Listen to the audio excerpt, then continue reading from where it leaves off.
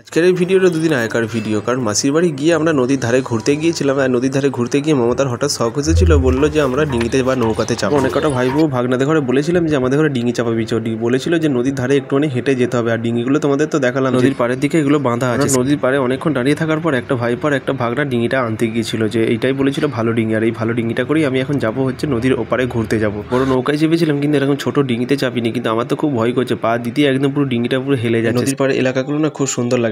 ছোটবেলায় খুব এসেছি, কিন্তু বড়বেলায় আর আসা হয়নি, কারণ বড়বেলায় যে যার সব কাজ নিয়ে ব্যস্ত হয়ে গেছি, আর একদম আসা হয়। ফাইনালি যা হোক করে নৌকাতে বসা হলো, আমার তো বসা হলো। এবার ভাইপোরা আমাদের ঘুরতে নিয়ে যাবে ওপারে বলেছে। তো এখনো অনেকজন চাপবে বলেছে। এদের মুখে শোনা কথা কয়েকদিন আগে, মানে 2-3 মাস আগে এখানে একটা ডিঙি উল্টে গিয়েছিল। এই কথাটা শুনে আমার তো আরো ভয় করছে। তো যা হোক করে জেঁকে বসে পড়লাম। চেপে কেমন কি ফিল করবো, এমনিতেই ছোট ডিঙিতে চাপছি, কিন্তু আরো ভয় লাগছে। আবার বলছে যে 2 দিন আগে এখানে একটা নৌকা উল্টে গিয়েছিল, সেই কারণে জন্য আমি বললাম যে আমাকে আগে মাঝখান থেকে ঘুরিয়ে আনবি, যে তারপর আমি মমতাকে। আমার এই ভাইপোগুলো সেরকম ডিঙি চালানোতে এক্সপার্ট নয়, সেই কারণের জন্য দাদার ছোট ছেলে বলেছিল যে আমাকে দে, আমি ভালো করে ডিঙিটা চালাবো। তোমরা কটা কারা এসব ছোট ছোট ডিঙি বা নৌকা চেপেছে অবশ্যই কমেন্ট করে জানাবে। এটা চেপে মাঝখানে যাওয়ার সাথে সাথেই দেখছি আমার পাশে আরেকটা ডিঙিতে একটা ছোট ভাই স্পিডে যাচ্ছে মাছ ধরবে বলে। দেখ বুঝতে পারছো তো, এত স্পিডে যাচ্ছে, তো আমরা তো দেখে অবাক হয়ে যাচ্ছি। তো এর মধ্যে দেখছি জাল। তারপর আমি আবার পাড়ের দিকে গিয়ে মমতাকে চাপিয়ে নিয়ে একদম পুরো চলে এসেছি মাছ বরাবর। তো মাছ বরাবর আসতে আমার খুব ভালোই লাগছে। তো নৌকাতে চেপে তো আমার তো খুব মজা লাগলো। তো মজা লেগে আজকের ব্লগটা এখানে শেষ করলাম। ভালো লাগলে অবশ্যই চ্যানেলটা সাবস্ক্রাইব করে দিও।